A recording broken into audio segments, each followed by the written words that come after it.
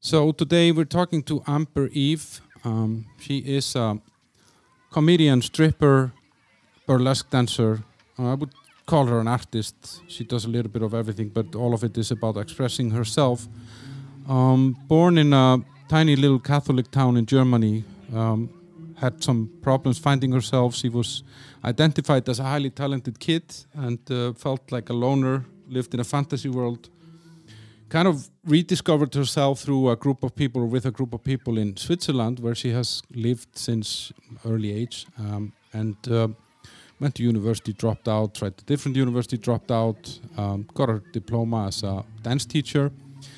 And then, before she became an adult, she wanted to travel around the world, and that set her on a course to become a stripper. She walked into a strip club in New Zealand and started stripping. So she told me all about that, how that is, what works, how it works, what's dangerous, what is normal. And she crashed a lot of kind of preconceived ideas about the industry and how people are in this, the sex part and the talk part and the money part and a lot of different things. Very, very interesting talk.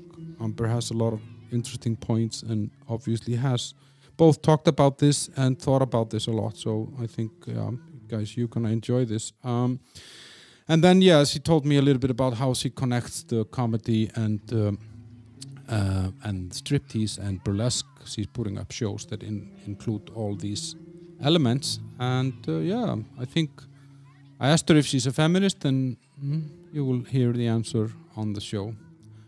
The sponsors, that's the Oat Bar on Cyphertoa 21 in Žižkov. That's available for takeaway, or you can drop in and eat quickly, or order on Volt or Bolt.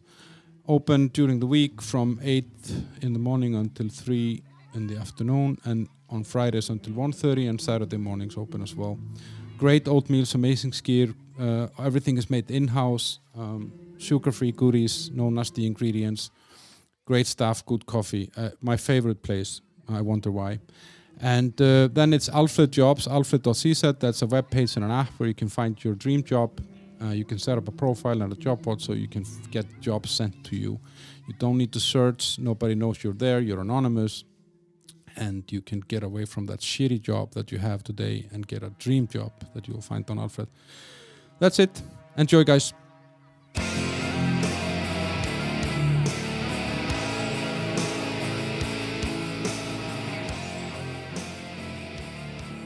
Okay, we are live. Amber Eve, how are you? I'm good, thank you. I'm a bit tired, but otherwise good. Welcome to my bunker, the blah blah bunker. Thank you. Amber Eve, what kind of name is that?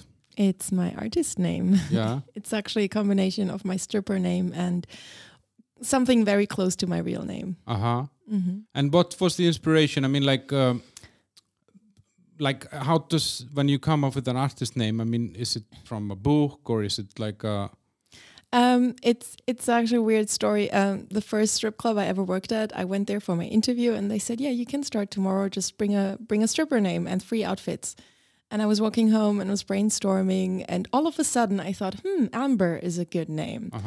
And it was only a couple of days later when I realized that when I was walking there was this place called the Amber Lodge, and I had seen that sign. So it wasn't intuition at all. I was just subconsciously picking up on something that I saw. But I think Amber suits me, so I stuck with it. Amber Lodge, that sounds like England, Australia or something. It was New Zealand, actually. Okay. So your name is inspired by a hostel in New Zealand. That's great. But you're not, I don't know how to say this. You're not just a stripper. You're also a comedian. You do stand-up comedy. You do burlesque. Mm-hmm. You're a dance teacher. Yes. Or certified, or, you have a diploma in dance teaching, right? Yeah. I just consider myself basically an artist and something that evolves around stripping. But I like that I can make it bigger by doing burlesque and comedy and art around it. I write, I can teach people. So I'm very happy that I got to make something out of this whole stripping thing. But does it work well together? because that's actually how I found you. I went to a comedy show on Friday. You were on stage. I liked your jokes. I went to talk to you and asked you if you had time. And said, I'm only in town for a few more days. So here we are. Here we are. I mean, does it work well together? Like, does one inspire the other? Very much, yeah. I think I started comedy because in my town I cannot do a lot of shows. So I just went to comedy shows on my free days because that was like the closest thing to showbiz that I could get. And I felt like at some point, okay, I can either keep coming to the shows and become a groupie, or I can just go on stage myself and tell some stories. And I feel like I have stories to tell and I want to tell them. And I want to educate people on what I'm doing too. So I think doing comedy is a good way of maybe showing people what it's really like to be a stripper and making them laugh at the same time. Yeah, and actually that was one of the reasons why I wanted. I mean, yeah, I found you to be funny when I saw you, but also I would like to hear a little bit more about how it really is to be a stripper, because I think it's one of those jobs which a lot of people talk about, a lot of people have opinions about, but very few people actually know, how it actually works. Yes, people have a lot of ideas of how a stripper should be like, look like. When I tell people that I'm a stripper, they often don't believe me because I don't think I look like what you would typically imagine. I don't have huge boobs or like fake blonde hair or whatever. There's this cliche image of a stripper that I too had when I first started. Like in my mind, like a strip club was a place like full of these badass goddess women. And yeah, with good lighting, they look like that. But then you see them backstage and you realize, they're just human like me. Yeah. But so you had those prejudices or like these preconceived ideas yourself? Yeah, I think for me, strippers were never like something negative. I never thought, they're just all sluts. But I think in my mind, they were just like very powerful, like really cool beings. And I think I just wanted to be like that, but always felt like I couldn't until I actually just tried. And how long you've been doing this for a while, right? Yes. I started back in 2015 in New Zealand, as I mentioned. Yeah. It was more like a dare kind of thing, like something that I did to challenge myself. And when I came back to Switzerland, where I currently live, I wanted to keep doing it, but there's no good clubs there. So for a couple of years, I didn't really work in clubs. So I tried to become a burlesque dancer instead, because I felt like, that's still kind of like stripping, and it's also very artistic and creative. So I think I will like that. And so I tried to build that up while also doing my education as a dance teacher at the same time. But then like 3 or 4 years ago, I felt like, okay, I really need to go back to a strip club because I miss it. So I tried to find clubs. But what was it that you missed about it? I'm losing my microphone here. Yeah, that's a good question, because I mean, just with burlesque, you're on stage, and when you're stripping, you're also on stage. But stripping is so much more. Like, you okay over there? Yeah, just screwing it up. Like, I like the hustle. I like connecting to people in a more personal way. And when you're just doing shows on a big stage, or also like stag parties or bachelor parties, you don't get that. You don't have those personal conversations. You don't take people to the VIP rooms. And a lap dance on a big stage is something very different to a lap dance in a VIP room, where it's just much more intimate and the vibe is just different. And I missed that a lot. So I tried to find a place where I could safely do that. And you're doing it here now in Prague. I mean, you come here for short term. Yes. So after the pandemic, I felt like, okay, it's time to get back out there and find a club. And my agency represents Hot Peppers in Prague. And I asked them, can you recommend this to me? And she said, yeah, you can apply. And I came here in November for the first time and immediately felt like, okay, this is a good place for me to be in. And I tried a few strip clubs over the years and collected some stories, but this was the first club where I felt really like, okay, I feel like I belong here. So I try and come back whenever I have some time for like a week or two. Oh, that's good. That's a great compliment for the club. Yes, yeah. But it is I've been to that club. I mean, it's actually a really, really nice club. I think like out of all the clubs that I've been to around the world, it is probably one of the kind of nicest, cleanest in a way, like somehow.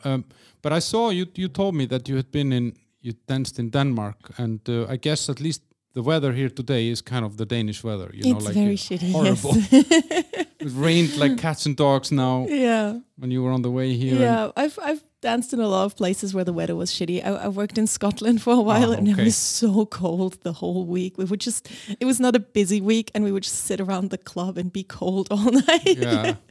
It was very miserable. Yeah, I'm wearing my shorts now because my pants got wet. Just going out here for 5 minutes is crazy. Anyway, so let's go back a little bit. You're born in Germany, right? Yes, in Bavaria.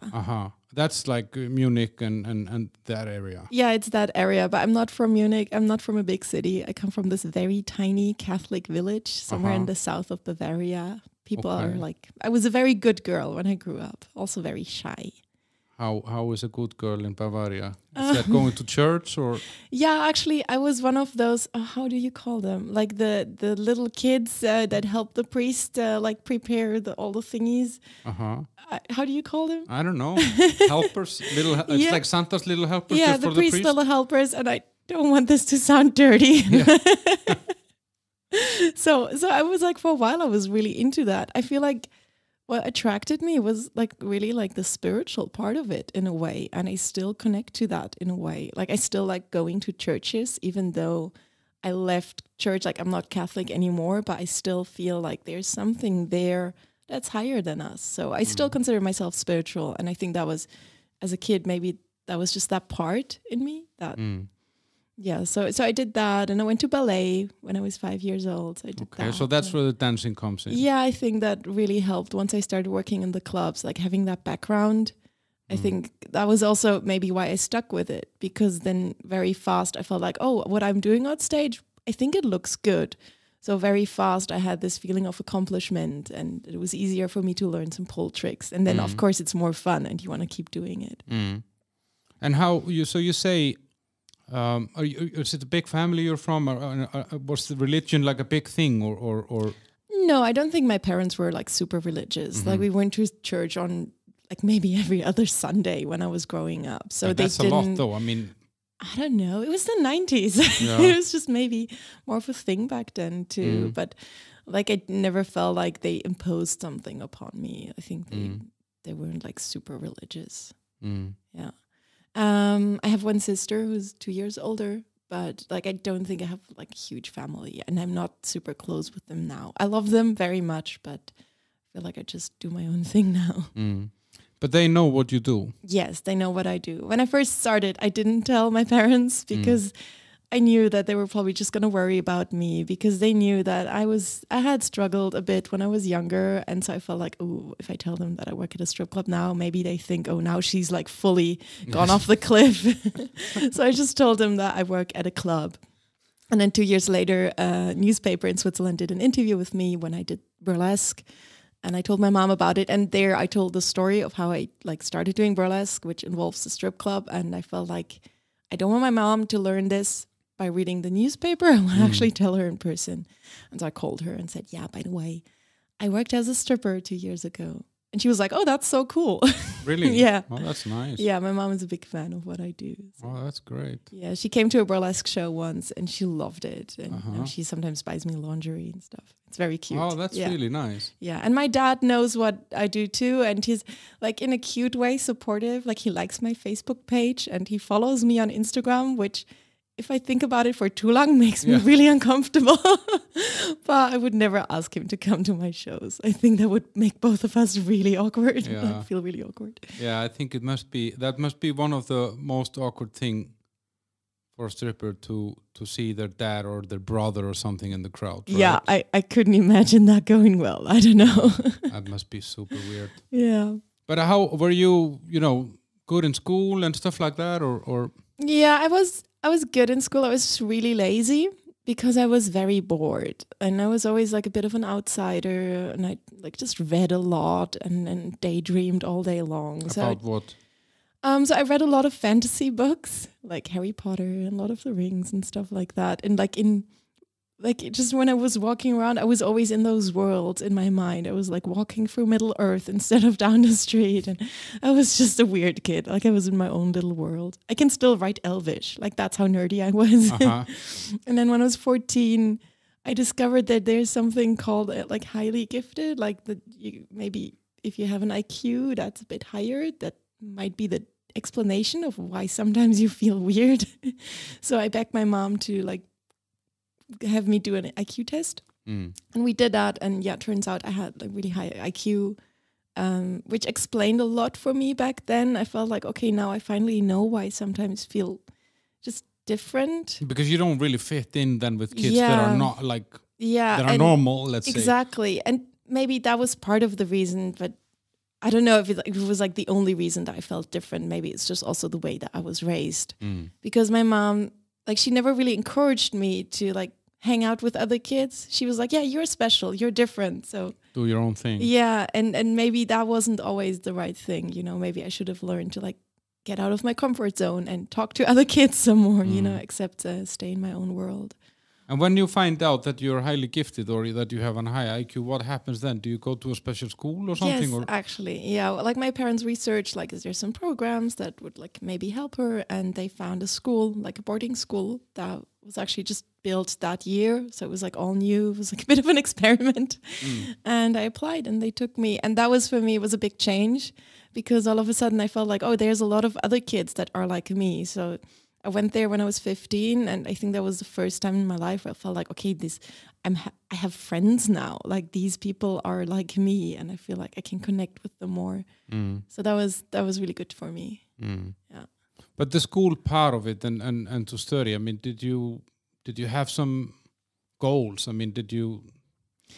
mean, I guess when you were 15, you didn't imagine that you would be a stripper or a comedian or a burlesque. Not really. Well, when I was very small, I always wanted to be a writer or a ballerina.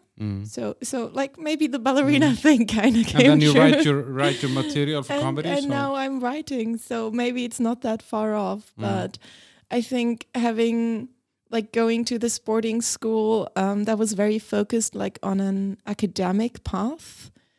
I felt like I don't have a lot of options except go to uni after I finished the school, because that's just what everyone did, you know, like everyone was like very like ambitious, and I had people that went to Harvard and Oxford afterwards, and I felt like, oh, I have to do the same thing. So I was very focused on being smart, and I think I defined myself through that a lot too. And I felt like if I'm not smart, I'm not worth enough, or like this is like the field where I have to accomplish something.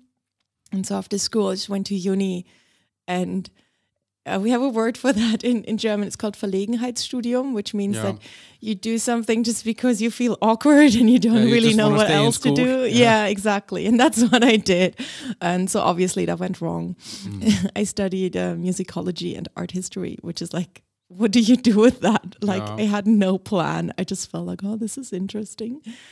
So after half a year, I left uni because I was really struggling back then. What were you struggling with? Just to figure out what you wanted to do? Or? Yeah, I think I was still so scared of the world, and I had never really learned how to like look after myself like properly and like take responsibility for what I want and step up for myself. And I was very scared of conflict, and I was avoiding a lot of things. And so uni was super stressful for me because like then there were deadlines and they expected you to like write an essay and like create your own structure and be disciplined. And I think for me that was really hard also because I didn't really know what I was doing it for. Yeah, because like when you go to university, for me it was really like jumping in on the deep end, because kind of until then, there was always someone holding your hand. You know, exactly. They actually wanted you to pass. They wanted you to graduate from the previous schools. But then university, no one gave a shit. You know, they didn't do anything for you. Yeah, I think that was just hard for me. Like I was like such a little kid still. Like I was 18, and I was so scared of everything. So for me, that was kind of like a step too much. Yeah. But will you say that you're avoiding conflicts and not taking responsibility? Is that something that came from your family then? Or, I mean, were you overprotected? Or I'm afraid so, yeah. I think my mom was very overprotective of me because, I mean, I can't blame her. I think she felt that I was a little bit different, so she always felt the need to maybe like protect me from everything. But to a certain degree, that where it was not healthy anymore. And yeah, sadly, I'd say that my parents didn't really teach me how a conflict can be something very healthy sometimes. You know, how sometimes expressing your anger directly can be a good thing. But I think a lot of what they did was like let it build up inside until it then explodes. So being angry for me was something very scary. Like it was a feeling that I couldn't really own back then. So I just internalized a lot of my anger and had some really unhealthy patterns back then. What are unhealthy patterns? When I was 18, like I was cutting myself and I had really like unhealthy relationships, and like I slept with people just because I wanted validation, like all the things you do when you're 18 and troubled, basically. Yeah, well, nobody wanted to sleep with me when I was 18. I really tried. I should have maybe tried cutting myself. I don't know. Yeah, it gives you attention, but that's pretty much all it does. Yeah.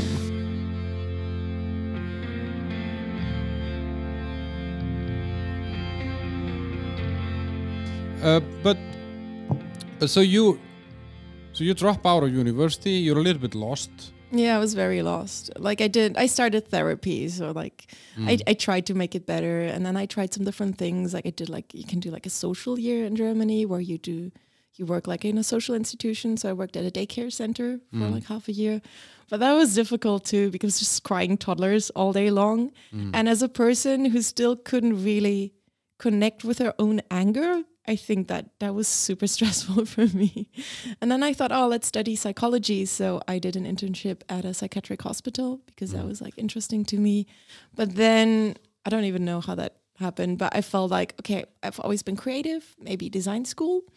And so I applied for that and it worked and I got in and I did that for almost 3 years. And it was okay, but I just felt like, again, I was always late on deadlines. Like I found it hard to like really deep dive into some stuff. Like I had some students that were studying with me and they would always like go on YouTube and like do the tutorials and learn how to like find the Photoshop hacks and stuff like that. And I was never that ambitious, you know, I would just like push around pixels all day long. And yeah, I mean, working in front of a computer for like 10 hours a day didn't really make me that happy. But did you know at this time, I mean, you felt yourself, okay, something is off here, or you thought this was just normal? It took me a while to admit that to myself because I had already left uni once before. So I felt like, okay, design, now this has to be it, right? Like now I find my thing, now design is what I do. So I felt like that's what I told myself for the better part of 2 years because I just didn't want to admit to myself that this still wasn't like the right thing. I was working in an advertisement agency in Berlin by the time. But I had some friends in Switzerland and they were like, you're struggling. Maybe you want to talk about it. And so I went to Switzerland for a week to like do like a sort of retreat with them for a week. And we like did some yoga and like consciousness work and talked about ourselves. And that's when I realized, actually, I'm still quite unhappy and not sure what I'm doing here. And that I think that marked a big change for me because I realized a lot of things about myself in just 1 week. And that's when I decided to move to Switzerland and like work more on that and really figure out what would make me happy. So that's more like going on the inside, or like yes, you're looking in. Yeah, which I think is always more efficient than looking in the outside. Yeah, but it takes much more courage to look inside than to look outside because outside is so easy, you know? It's so scary because you have to be willing to admit some things to yourself and like face some feelings. Like what if deep down I don't know, like I was really struggling with like not feeling like I'm enough. And I mean, to be honest, I'm sure most people have those feelings, to some extent, yeah. But just admitting that to yourself and like really letting those feelings come to the surface instead of trying to do something to feel better about yourself. That is very scary. But I think once you're like willing to face those fears, you really grow as a person. But why do you think that is? Where did that come from, that you weren't good enough or enough? Ooh, that's a deep question. I don't know. Where does it come from for anyone? Like, I mean, it's often from, narcissistic parents or some neglect or, no father in the home. There are these stereotypical situations. That's true. I mean, like, not to be a huge cliche, but I had huge daddy issues. I don't know if that's part of the reason I became a stripper. I feel like by the time I became a stripper, I was already like, I'd already worked through it a little bit. But yeah, it's true that my dad wasn't around much when I was growing up. Like he was married to my mom. Like he was there, but he just worked a lot. And I think he found it hard to like really connect to me and my sister on like a more emotional level. So I think, yeah, maybe it's that. Like I went through that phase when I did like the work on myself. I was mad at my parents for like a year or two because you realize, okay, this is where most of my issues come from. But I feel like you can't stop there. Like you can no, because that's a very cheap way out. Like you have to take responsibility nonetheless. Like you can acknowledge that this thing or like these people are responsible for like your unhealthy issues or like your traumas, and then maybe also confront them with it. And that's what I did. But then you have to like step out of it and it's like, okay, what do I do with this now? Like, how do I face life for my own now? Because my parents won't be able to fix that for me. Like I can yell at them all day long, but at the end of the day, I have to be a grown up myself. Yeah.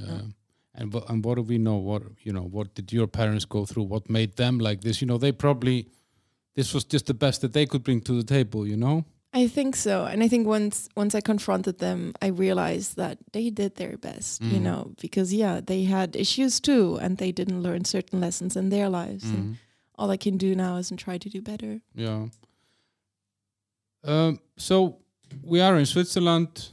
You are finding yourself through various methods of like introspective stuff, right? Yes. And you're living with a group of people that are kind of on the same path, so you're kind of in that environment. Exactly. Yeah, and I think it was around that time that I felt like, okay, let's find something new. And the first thing I did when I moved to Switzerland is I worked at a cafe. And that was difficult for me because still, as I said earlier, I was so used to defining myself through being smart.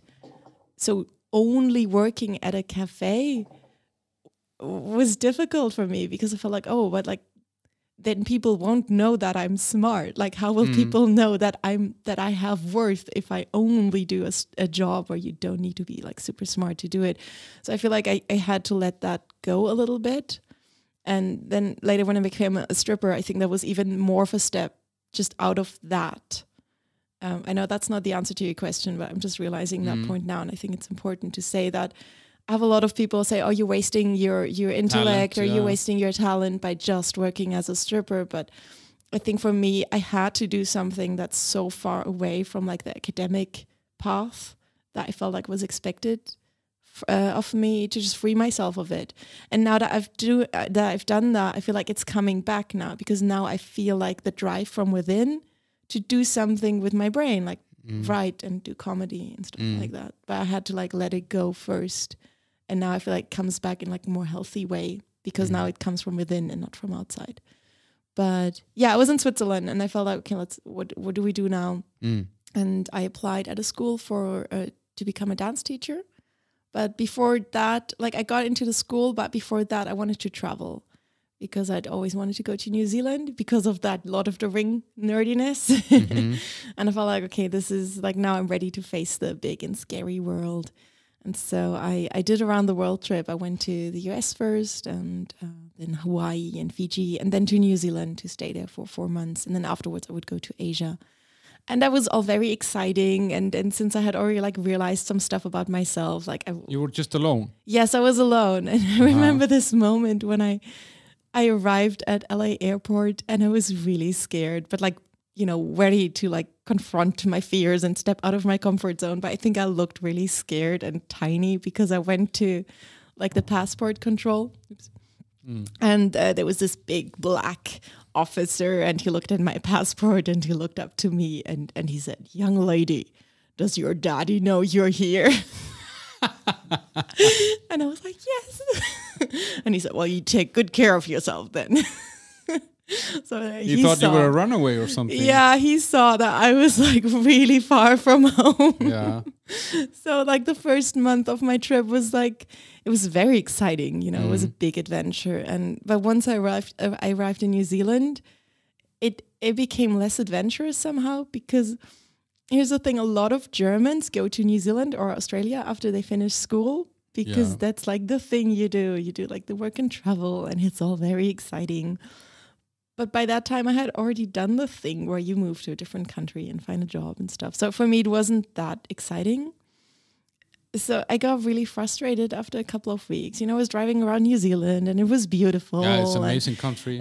But like I couldn't really enjoy myself because I felt like, okay, but like what do I do now? I need a purpose. You know, I need something that challenges me. So I called my friend back home and I said, what do? I need to do something exciting. And should I leave New Zealand, or like what do I do? And he said, yo, well, why don't you go work at a strip club? And he said that as a joke.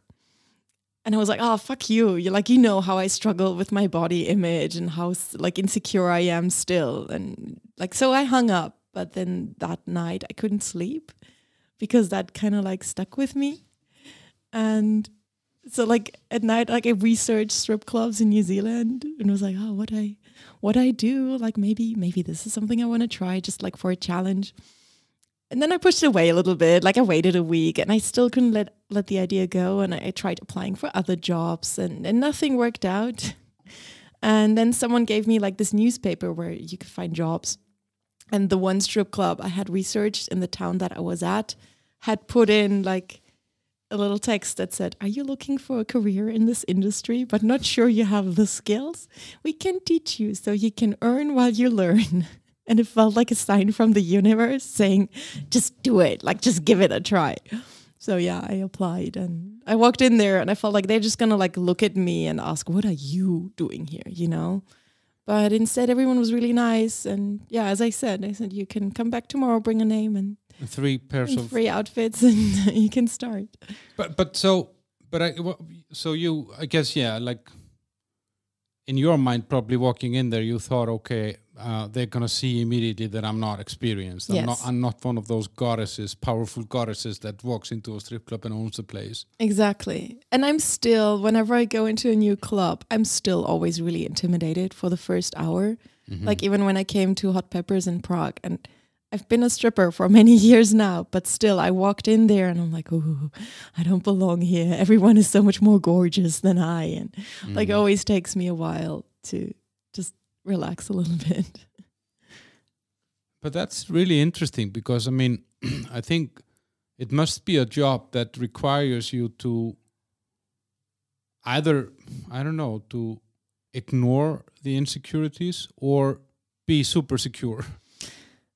For me, it was like a fake it till you make it kind of thing. You know, on my first day back in New Zealand, I mean, I was really scared. So I had a couple of drinks and like it helped that everyone was really nice to me, but like I had no clue what I was doing. So I was like, okay, I'm just gonna pretend like I do. So I stepped on stage and just like did some stuff and some moves and I didn't know what I was doing. And luckily I had the dance background, but I think what I realized in that moment is that if I just connect to that little part in me that feels confident, it's like an actor, you know, like if I act like I'm confident, it actually feels like I am. Mm-hmm. And like I can just like channel that part of me and like make it a bit bigger. And then it really works. Like people are buying it. Like even if I have no clue what I'm doing, I can just step into that part of me.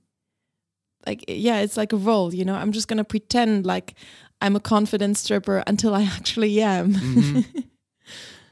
Because also the setting in some way, I mean, like it must kind of create this because, you know, you're on stage, the audience is down, they are admiring you. I mean, it must be in some way empowering. It was so empowering. And I think that's why I fell in love with this job, because I think it was the first time in my life where I felt like, okay, I'm in control. Mm-hmm. Like I make the rules. When I did my first lap dance, I had no idea if I was going to be okay with doing something like that. Mm-hmm. But I'm the type of person, like if I shouldn't think about things for too long. I have just to like just get in there and do it. And then I will know how I feel. But for me, I'm the type of person, it doesn't make sense if I think about it for too long. So I just went for it, you know, like just like went forward. And I think, yeah, I realized that when I'm giving a lap dance or something, I'm the one who makes the rules. I'm the one that can say no and yes. And the person in front of me has to respect that. And I think that was for me such a revelation. And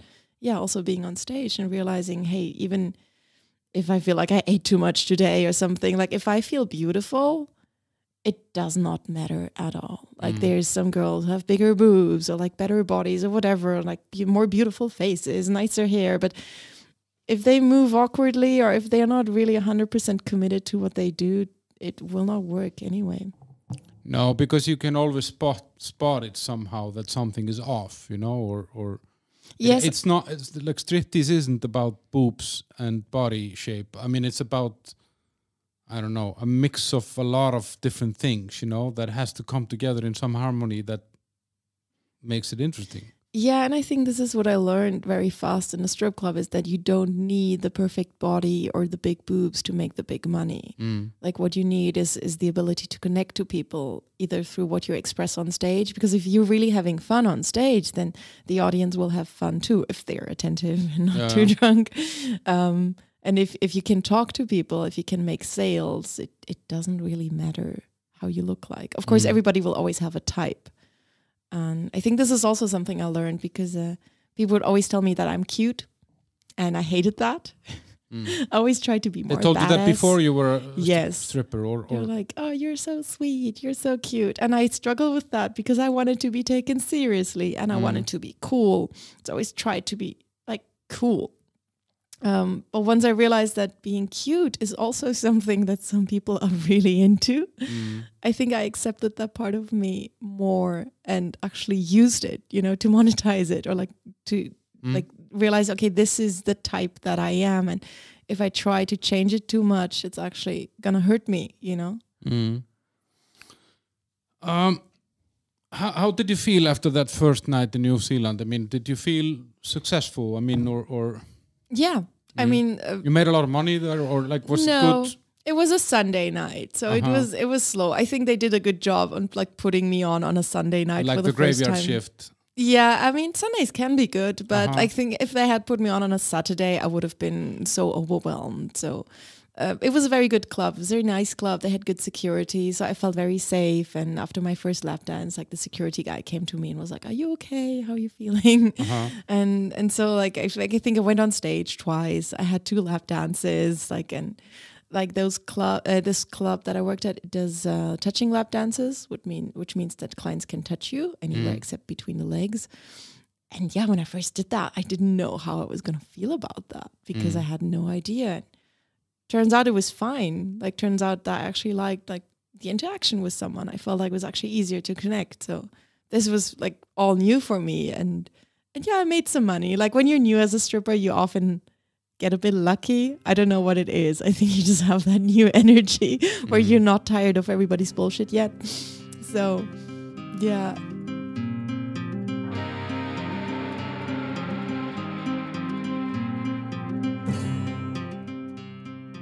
But you talk about this like you mentioned the security and this. I mean, it's a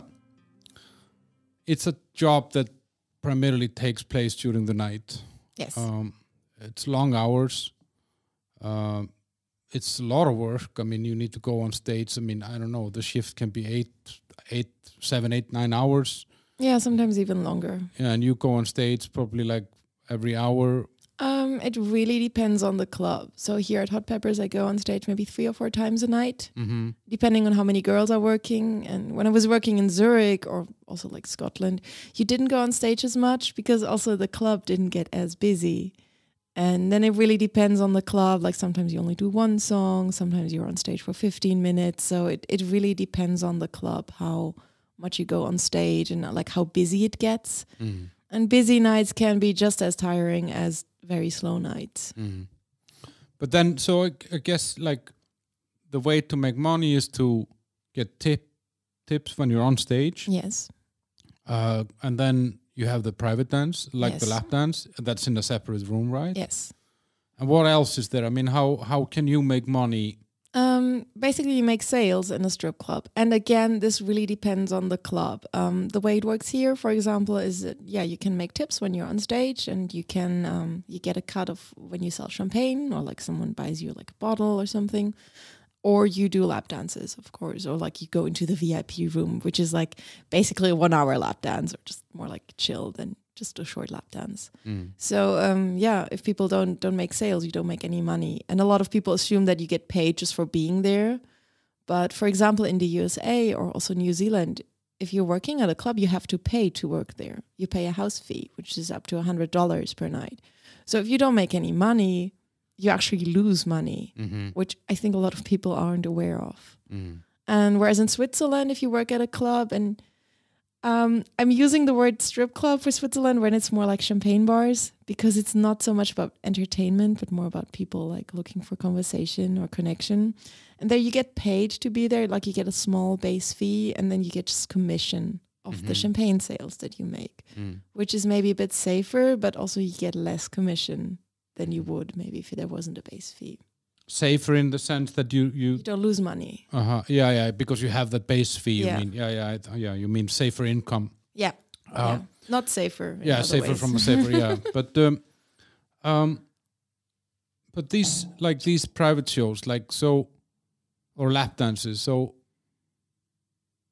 how does that work here? Is that with touch here, for example? Yeah, you can do both here. Yeah, you can do touching lap dances or non-touching lap dances. And I mean, what happens in a lap dance for me really depends on the client. You know, some people, I just know they want to be entertained a bit. So like I do some cool moves. I do like a handstand on them and they're like, oh, this is so cool. And then some guys, you know, they just want more intimacy. So you move a bit slower and like you take your time to establish a connection. And then like sometimes guys want to be choked or something. And I'm always really happy to do that, especially when I'm having an angry day.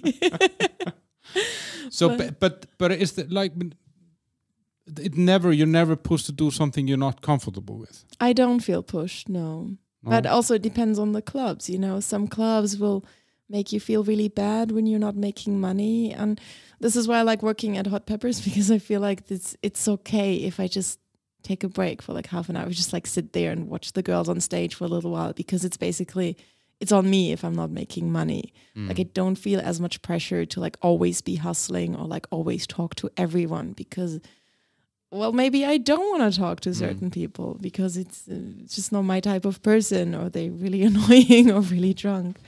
But how does that work? Like, you know, because you say not your type of person. I mean, do you do you have a favorite type of client? Well, we're cliche, talking always like guys here, yeah. but there are girls also, right? Yeah, girls can be really good clients too. So like the first misconception is, especially girls do that. When I tell people I'm a stripper, they're like, ooh, then you have to like dance for really like disgusting people. And I was like, I don't have to do anything, you know, because usually you're the one approaching a client. It's very rarely the other way around. Like if that happens, that's great. Like if someone comes to you and be like, can you give me a lap dance? Then that's like the best case, because then I don't have to hustle for it. But usually you need to like really talk someone's ear off to sell them a lap dance, because like people don't just sit there and be like, oh, I'm in the mood to spend 200 euros, you know, like they have to be convinced a little bit. And I think guys also like to be in that position sometimes. Because I think, a lot of guys, they're used to getting turned down by girls. So I think a lot of guys enjoy that position of power that they're all like suddenly in, because now they're the ones saying, no, maybe later, if you're the one who wants something from them. And I think the worst type of client is the person who enjoys that way too much. And drags it out. And they're like, oh, work for it, you know. And I'm like, I am. Like, can you not be an asshole, please? I'm here. Yeah, so I think good clients are the ones who go to the strip club, like knowing that they're going to spend a little money and they don't have to give me all their money, which of course would be great. But like just the person who's like, yeah, I'm getting a dance, or like I don't wait half an hour to buy you a drink, you know, just like some common sense. You're in a strip club, spend some money, tip me for my time. But I guess you have these personalities and everything. I mean, you can see it in a cafe. You can see someone who comes in at 9 a.m. with their laptop, buys a latte, and he's still drinking that fucking latte at 12. Yeah, sitting in that cafe, you know. I mean, and when I've been in those clubs, you have a lot of those guys that are just sitting and watching by the stage, and they don't even tip. Yeah, we love those people. Yeah, especially when you talk to them and they're like, "Oh, but I want to take you out of the club," and just like, I hate those nights where you have to explain to everyone how no, they can't take you to their hotel room, and the strip club is not the girlfriend store, and girlfriend store. It can be very exhausting. Yeah. But you get a lot of these proposals. I get. I mean, a lot. But probably you have a guy falling in love with you like almost every night. If they fall in love with me, that's cool. I like those guys because then there's usually good connection there, and like I fall in love with people for an hour or two sometimes. Like I feel like I'm quite open to like emotional connection, and for me that is cool. But like wanting to fuck someone and falling in love with someone are two very different things, and a lot of people just want one of those two, and those are like the exhausting nights where that, like sometimes at like 4 a.m. you get all these people who just, they partied, they're horny now, they want something more than just a lap dance, and then you just walk around the club and everyone's like, no, but I want to do more than just a lap dance. But then they're in the wrong club because you don't get that in Hot Peppers. Yeah. I know that. I mean, I know that comparing the other clubs here, it's a very different club. Yeah, I try when I'm in a good mood. I try and have fun with that a little bit. I'm like, you look like a smart guy. What do you think happens here? Like, this is a strip club. Are you serious? Or like sometimes when I'm more annoyed, I pretend that I just don't understand them. They're like, I want to fuck you, and I'm like, you want what? And they're like, fuck you. And I'm like, I'm sorry, what? And I just do that until it becomes really uncomfortable for them and they have to walk away. It's a bit passive aggressive, but sometimes that's all you can do. But how, because there are clubs here in Prague also that are where I would say you have 3 different types of services available. You have, or let's say 3 types of girls. There are the girls that dance on stage and they do nothing else than dancing on stage. And then there are girls that dance on stage and go to private shows, and then there are girls that go only to private shows and then they will have sex. Isn't that confusing? Like for someone like you, you're a stripper, you want to do the lap dance, you want to do that connection, but you don't want to do the sex part. I wouldn't say it's that confusing for me, but it's very confusing for clients because I don't like working at these clubs. And the problem for me, for example, in Switzerland is that you have these clubs who are more like champagne bars, and often clients can have more than just lap dances there. So that's the reason I don't really work in clubs in Switzerland anymore, because it's very hard to make that distinction. And first of all, it creates a shady image for the club. And then it also attracts those kind of clients who expect more than just a conversation and some intimacy. And for someone like me who doesn't do like full service sex work, I just do lap dances. And as I say, I sell little bubbles of intimacy, but there is no sex. It's very hard to work in those clubs. Like I fully respect women who do that. I have friends who like do more than just stripping, and it's fine. But for me, it's something that I don't want to do. So why wouldn't you want to do that? For me, like being horny is something I can't just turn on. Like I like to say, if someone gives me enough money to make me horny, maybe it will happen. But so far, it just hasn't. I don't know. So far, no one has set a number that made me wet.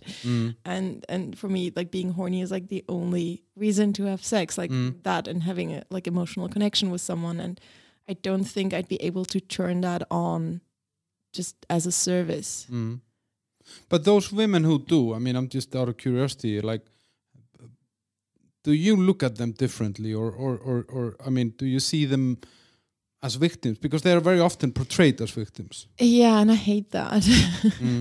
Well, I don't know. Like, I know mostly strippers, and honestly, I've never met a stripper that I felt like was being forced to do their job. So whenever clients think that, oh, we all must hate our jobs or be really miserable, it makes me a bit angry, because I feel like, at least in strip clubs, I feel like you don't have that many women. Like, I mean, for some women, it's maybe more of a job than like a passion in life. And I have to fully respect that, because I don't look down on the cashier in the supermarket because she's not passionate about her job. Like, what sort of double standard is that? But I get that people have that, because as a stripper, you want to sell fun, right? And if people don't believe that you're actually having fun, it's harder, you know? So maybe they have to believe that you like working there. But I don't know. I hate it when people come to the club and they're like, oh, this must be so degrading. And how does it feel to put a price on your body? And I'm like, you're the one coming here, like, for the service. Like, if you think it's so degrading, then stay away. Why did you come to the club? Because then you're part of the problem you think exists, you know? But because I think, like, you know, you often hear in this discussion, you hear about this that, you know, the happy hooker doesn't exist, or, you know, whatever, or you know, no one can be happy working in the sex industry, whatever part of the sex industry they're in. But I haven't found anyone happy in a coal mine. Yeah, that's Still we mine coal. Exactly, and that's also like you use your body. It's physical labor, you know, just as stripping is. People just make a weird distinction there. But yeah, I know happy hookers, and of course, like we cannot ignore that there's a problem involved, like around sex trafficking, and this is like a thing that exists, and I have to acknowledge that. But I don't feel like I'm the best person to talk about that because I don't work in that industry, and I don't know people that I feel like are being victims. So I feel I don't want to make assumptions there. I don't feel confident talking about that because I feel like I'm not, how do you say that? I don't feel entitled to say anything about that. But it's interesting, like here, for example, when I moved here to Prague, it was 13 years ago, and then I got. Yeah, because I come from Scandinavia, where everybody thinks that it's just unicorns and pink farts, you know? And so obviously I kind of grew up around very judgmental opinions of industries like striptease and stuff like that. And then when I came here, and I realized, and I started, you know, I came here for business, and I started looking at just the salaries that my own company was paying some of our staff that were not like super educated or something. And then I was like, okay, I can easily understand. And then I went to a strip club here, and I could see what was going on. There were a lot of people spending money, and the girls were having, you know, good times, you know. So it kind of made me realize, okay, it's a very viable option here to actually choose that career path. And what I found very refreshing and very positive was that no one that I spoke to in this was ashamed. Yeah. And it wasn't a shameful. Their family knew. They had boyfriends. They had husbands. Yes. And there was nothing wrong with it. It was just an accepted line of business, let's say, or a career path. Yeah, I like that. I like that a lot. I don't know, this money thing. I always say to people, if I was in this for the money, I would probably make more money working at an office in Switzerland. Because people always think, oh, you must make so much money as a stripper, and this is like the only reason you do it. But like, as I said, I have a good education, so I could probably make more money just, you know, do like administrative work or like, dance teaching. Dance teaching can be difficult, but so for me, it's really like, it is a passion, but, you know, I live in a 1-bedroom apartment in Switzerland. Like, I don't live in luxury because also I try not to make compromises for money. Like, this is something I think in the industry can be very tempting as well. I think I was lucky that when I first started stripping, I didn't do it for the money. I did it for the challenge. And I think that saved me a little bit from, let's say, going down that road, because if you're doing it for the money, then you're way more tempted to also make compromises for the money. And I've been in situations working at clubs where I didn't make a lot of money, and then there's this client who like offers you a lot of money for something that's maybe out of your comfort zone, and you're very tempted to do it. Or like, you make compromises, you know, you sit with people that you don't like, that make you feel shitty just because you get money for it. And I think over the years, I've been in enough of these situations to learn that it's usually not worth it. Like, sometimes it's better to pass on that opportunity and not make money. And then very often, half an hour later, a better opportunity will walk into the door. And if you had sat with that uncomfortable situation just for the money, you wouldn't have been open to it. Or it would have cost you so much energy that afterwards you're not happy anymore, or you're not able to do your job because you're just drained. But I think it can be tempting to do that, and I understand that a lot of girls maybe do make compromises just for the money, and it's a choice. I mean, everyone has a price in the end. Yeah. I mean, I would probably have a price, you know. And and I know a lot of people who don't like their job, and they just do it for the money, and they're very unhappy, and they tell me, oh, I admire you, have all the freedom, and you're this free spirit. And I'm like, yeah, but I also have no financial security whatsoever. So it's a price I pay as well. You want some more coffee, or you want a beer? Maybe another coffee. Okay, we'll just pause then.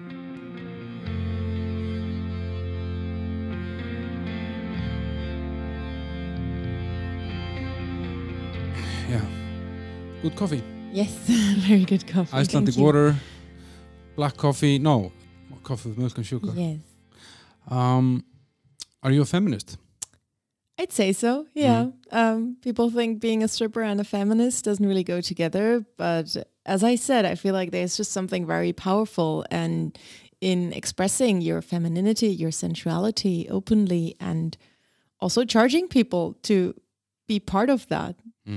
And as I said, I never feel forced to do anything. I make my own rules.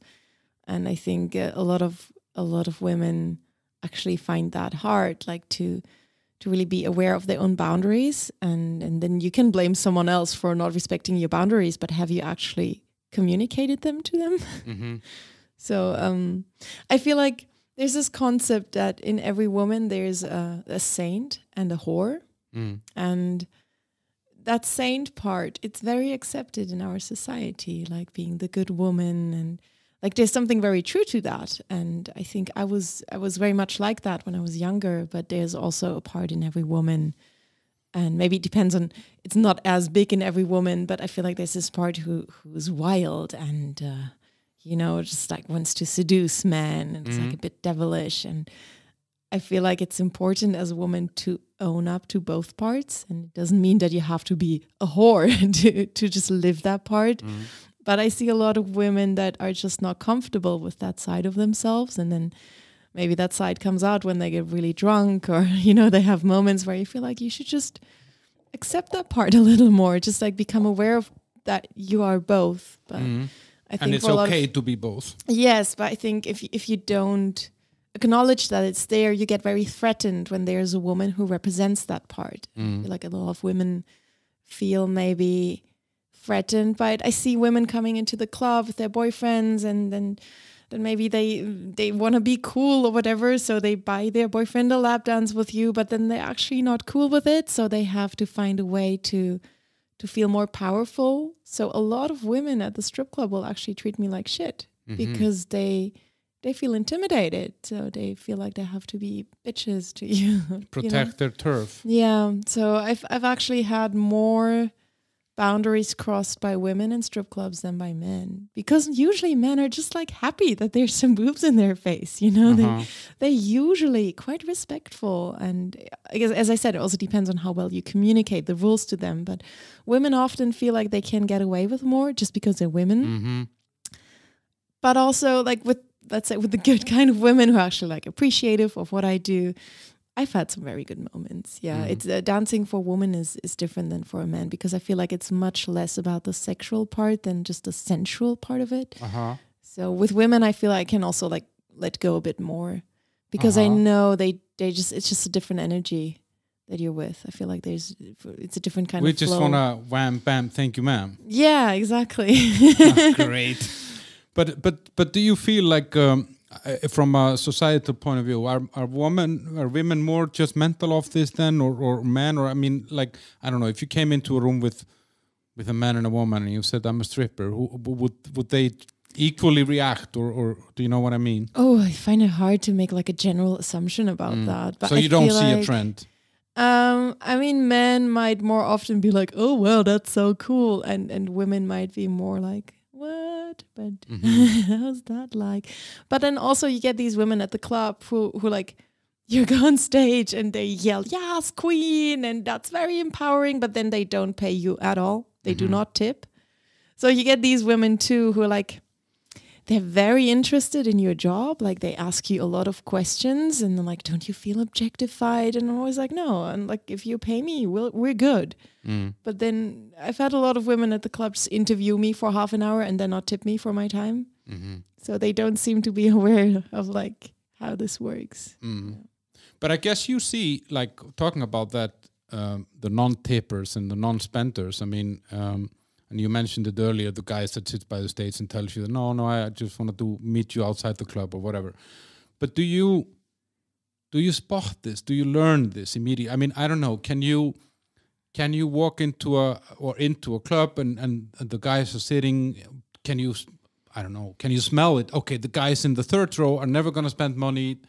Are there some telltales? I try not to make too many assumptions, because in the end, if you don't try, you won't really know. And sometimes guys will really surprise you. Like sometimes I walk to someone with no expectations. Like the only reason I go there is because there's no one else to go to. And then they surprise you and you're like, yeah, well, let's go to VIP for an hour. And I'm like, what? But I mean, sometimes you can spot it. Yeah. But I wouldn't say... So there isn't like, you would never, I don't know, if you see a group of 5 guys and you'd say, okay, I can forget it, they're just drinking or whatever, you know I what I mean? Sometimes when there's like a group of 5 really young guys coming into club, you can assume that they're probably not going to spend that much money, but then you never know. Maybe their dads are really rich, you know? Yeah, but do you see anything on the clothes, like the shoes or something? I think a lot of people in sales will tell you that you can't really spot people by the way they dress. And yeah, like maybe looking at someone's watch will give you some clues. But again, I feel like it's better to not make too many assumptions. Like I'm that type of person. What I like to do is I approach single guys who are like a little bit older, because I know that those are usually the kind of people that react well to me, and because I like those guys too. And usually I'm the type of stripper who is good at making conversation. So usually I try and approach these people more. But talking about that, like, so I guess when you approach these people and or these guys and you go into private dance or into VIP room, what I learned, I mean, I've been on the customer side in this business a lot, and I have, I've had a lot of good times and a lot of good memories that have happened in strip club, because it was, for me, it was always about party. It was never, I never saw it as a sexual stimulation somehow. It wasn't, I don't know, and I think it's because I told you actually before we started recording, I kind of started going to strip clubs in Iceland because those were the only places open after 3. So I kind of came in, as you said, you didn't come into the industry for money. I didn't come into as a client for sex. You know, I came there for fun. Yeah. So it kind of stayed like that. Whatever people, a lot of people don't believe that. But it sounds like you were a good customer, because I have often people complain that they're not having fun at the club, and I always tell them, if you don't have fun at the strip club, it's probably because you haven't spent any money. Yeah, for me it was just so obvious that it's a place where you have to spend money, because then like I can't go to a restaurant and says, no, I'm here to read. Exactly. Yeah, I have this comedy bit where I say like I have these people who are like, oh, I can get this for free outside of the club. But again, I don't go to a restaurant and say, oh, I don't want to pay for this because at home my mom cooks for me for free. You know? Yeah, exactly. But I guess, and so the point that I was coming to is the conversation, because a lot of the times that I've been in the VIP rooms or in lap dances, it's actually just jokes and fun and talks. Yes. So I guess you hear a lot. I mean, like you, and the customers that you spend longer time with and repeatedly meet, they somehow start sharing with you intimate stuff, right? I love that. I love creating a space where people can feel like they can open up and go deeper. You know, it's a bit like therapy, you know, but naked. Naked therapy. But is that like but is it difficult? I mean, because I don't know, if someone comes to you and someone that is not necessarily your friend and not a family, and they dump on you a lot of personal stuff. I think if they actually feel comfortable to open up like that, it's not difficult at all. I think for me, the ones who don't give you anything are way more difficult. But if someone is that confident with me, or like comfortable with me to like open up and share personal things, I don't think that's difficult. That's actually the easiest you can have, because then you can just listen to them and like maybe open up your heart, like create a little bubble where they can share. And I think those are actually my favorite kind of clients. That I mean, maybe they will tell you really weird things, but like, who am I to judge? I'm the stripper, you know, I get naked for money, so you can tell me all your fantasies or whatever, like, unless it's like really problematic, you know. But I guess a lot of these talks are not sex related at all. I mean, these are more like, oh, my wife or my girlfriend, or I'm lonely, or whatever. You know? Yeah. Often it's like that. I mean, I try not remind people too much of their wives and girlfriends when they're at the club, because usually they're there to forget about that. But yeah, I mean, if you're like spending a lot of time with someone and they feel comfortable sharing, then I'm not gonna change the topic. But it's not like, but it's not, what I'm maybe after is that are guys coming in there to explain their sexual fantasies, or isn't it more life that they're talking about, or how? It really depends. Uh-huh. Yeah. What I get a lot is like people often want me to tell them all my dreams and goals, because I think people always want to hear that as a stripper you have ambition. And one time I was sitting with this guy and he was like, so what are your hopes and dreams? Because that's what they want to hear, right? And luckily I was happy to like deliver, because I have a lot of hopes and dreams. So after 5 minutes I was finished and I said, and you? And he said, well, I'm going to finish my bachelor next year. And that was that. Mm-hmm. Like that and was no further plans. Those were his hopes and dreams. And I was like, okay, great. Thanks for the talk. Switch jobs maybe. You should have switched Yeah, roles. exactly. But those are the guys who like judge you for only doing stripping, Have you bought yourself a lap dance? Someone has bought me a lap dance before. So I've only had like 2 or 3 real lap dances in my life. The first one was on my very first day of work, because they had one of the girls give me a lap dance just so I kind of knew what was that was going on. And it was like she did it very half-heartedly, which I mean I can't blame her for it. She was just like, oh, I do a little bit of this and then a little bit of this and then I take my bra off and then I do this, and I was like, oh, okay, interesting. So you take your clothes off, okay? Because I had no idea, like I didn't know what a lap dance was when I first started. And then a couple of years ago, I was working in Paris on my one day off. I went to the other strip club in town, and the guy I was on a date with, he bought me a lap dance, and it was magical. I still cherish that. That's cool. Yeah. This is a hard job. I mean, like you need to, as we said earlier, it's long hours, it's during the night. You need thick skin. Yeah, and then there's alcohol, and you need to drink. I mean, that's part of the job. I mean, people buy you drinks, and there's party, and and sometimes you just even might want to drink. Yeah. To kind of get into the mood. Oh yeah, there's nights where I'm like, okay, I really hope someone buys me a drink, because But doesn't it wear you out somehow? I mean, isn't it? That's why I'm not the type of stripper who gets drunk a lot. Like, as I said, when I first started, I had a couple of drinks on my first day, but very quickly I realized, okay, I need to figure out if I can do this job sober as well, because otherwise I'm never going to know if I may be crossing some lines that are actually not okay for myself. And it makes me a bit sad when I have coworkers and I know they need a couple of drinks, because it just makes you more confident. Like, it's easier to approach people when you just don't think about it too much. But I'm the type of stripper who usually doesn't get drunk at work, like if I can avoid it. Like I like to have a drink or two sometimes, but I'm very glad at the club I'm working at now I don't have to drink every night, which really helps, because I'm a passionate dancer, so I like to work out every day, and so like it takes a toll on you if you drink every night. And of course, working in Zurich, you're around drugs as well. Like there's a lot of coke in Zurich. So it's a miracle that I still never have tried it in my life, because I always feel like, that's the Catholic, that's the saint part. Yeah, there's 2 reasons. First of all, like when I get offered drugs at work, I always feel like, you know what, I'm at work.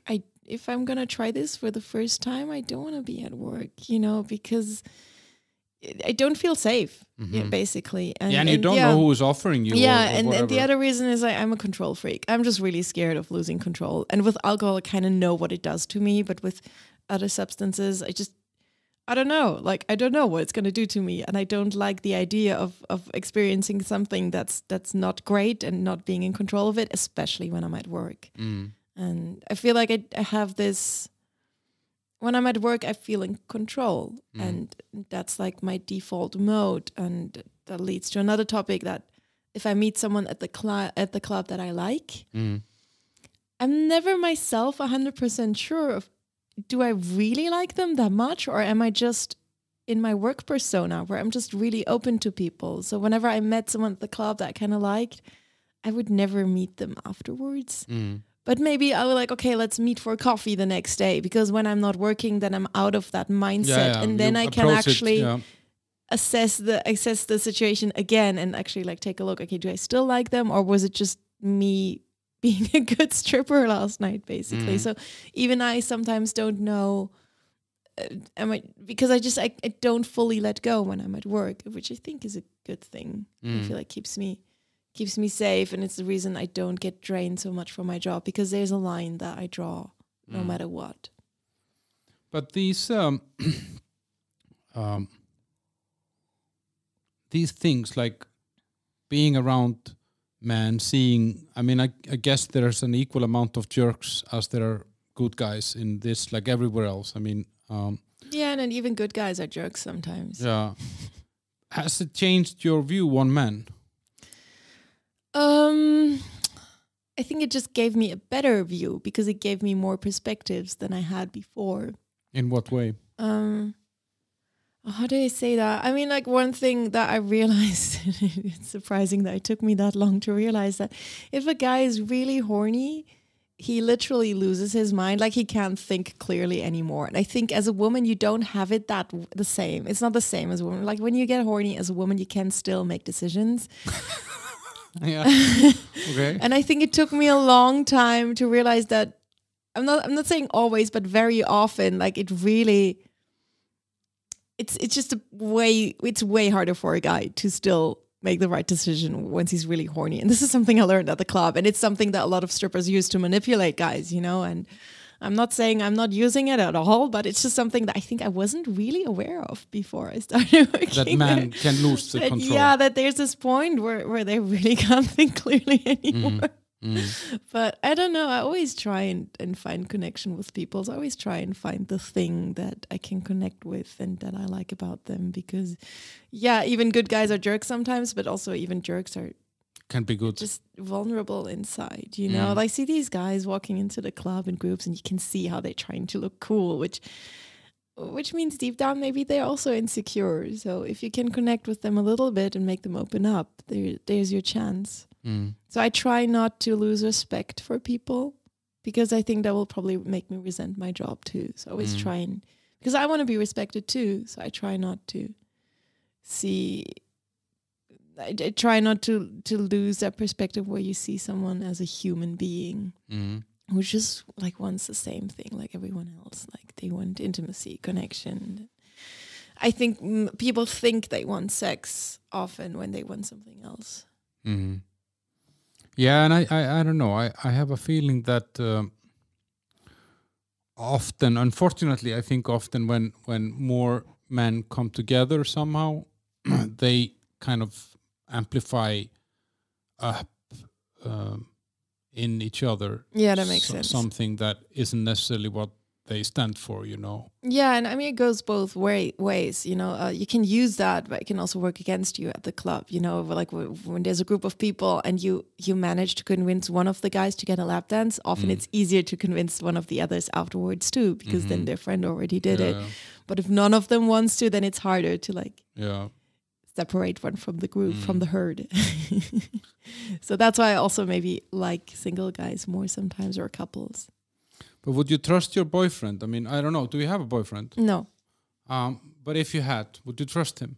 I think I would, because I feel like he would be able to trust me just as much. Because this is what I always told when I had a boyfriend. I think I would always tell them, I draw that line, you know. Even if I don't have a boyfriend, I draw that line, you know. It's for me, it's work. And if I meet someone at the club, again, I don't pursue that while I'm at work. And if I have a boyfriend, then I don't pursue that at all. And if I don't have a boyfriend, then I pursue that outside of work. So for me, I sell intimacy, but it doesn't mean that I still come home to you, you know, because you're the person that I choose to share certain things with. But is it, I don't know, is it hard for men to accept your job? When they're your boyfriends, I mean. Yeah, I mean, I have some times where I get a bit frustrated, but I feel like a lot of guys are like really intrigued by the fact that I'm a stripper and they want to get to know me. But then once they actually get to know me, they get scared, they get intimidated. And because maybe I'm quite confident, so maybe that's scary for some guys. And then like maybe the idea of dating a stripper is better than the reality of it, you know. I think you have to be quite confident yourself to just not get jealous. Because I think that's what jealousy is. Like just you not trusting that you yourself are good enough for this person. Like if someone gets jealous, like if I had a boyfriend and he would get jealous of me doing this job, that means that he wouldn't trust that I like him enough to just go back to him, even though I have all these opportunities at work. And I even feel like I don't have more opportunities to meet someone at work than if I went to a bar for fun. It could just as well happen there. So. Yeah, at least in a club, like in a strip club, you're at least in an environment where there are certain rules of engagement and security and stuff. That's what I always think. Like, it's actually safer in the club because there's certain boundaries that I'm surely not going to cross there. Yeah, they would always check on you, if anything. I mean, if you're gone longer than 5 minutes or something, you know, people. I mean, it's a very safe environment, actually. Yeah, it's also like, it always puts me off when someone's like, "Oh, I can't get a lap dance. I have a girlfriend." I'm like, I don't care if you have a girlfriend. I just want to rub my butt in your face. Like, what does that have to do with anything? It's just a little. It's like a roller coaster ride you go on. You know, there's you land on the same point where you started, but you just had some like fun in between. Yeah, some excitement in between. But if that threatens your relationship, then oof, okay. Yeah, but then maybe that relationship isn't very strong. Exactly.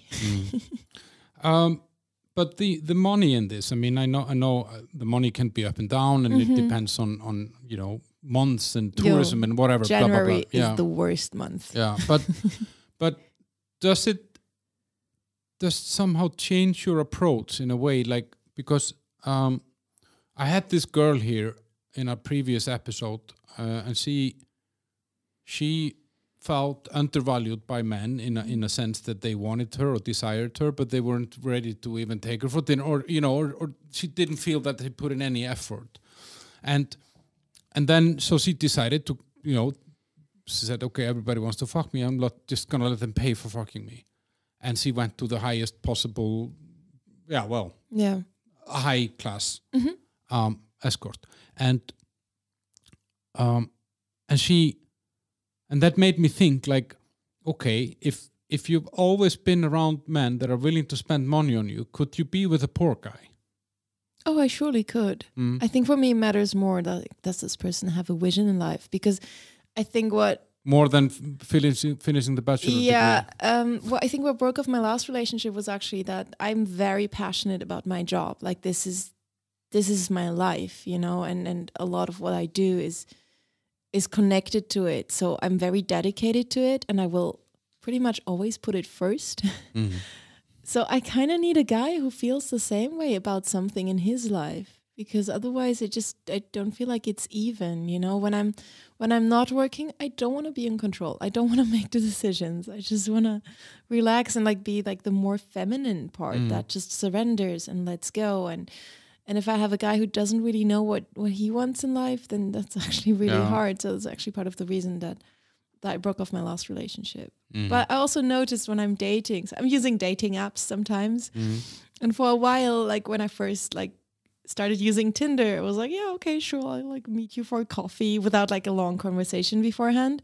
But then I ended up having a lot of dates where I just like ended up talking to a guy for 2 hours, and by the end feeling like, okay, this was basically what I do at work except that I don't get paid for it, because I didn't get anything out of it. There was like no real connection. There was no good sex or anything. It just felt like, okay, I did the same thing at work the day before, but there I got paid for it.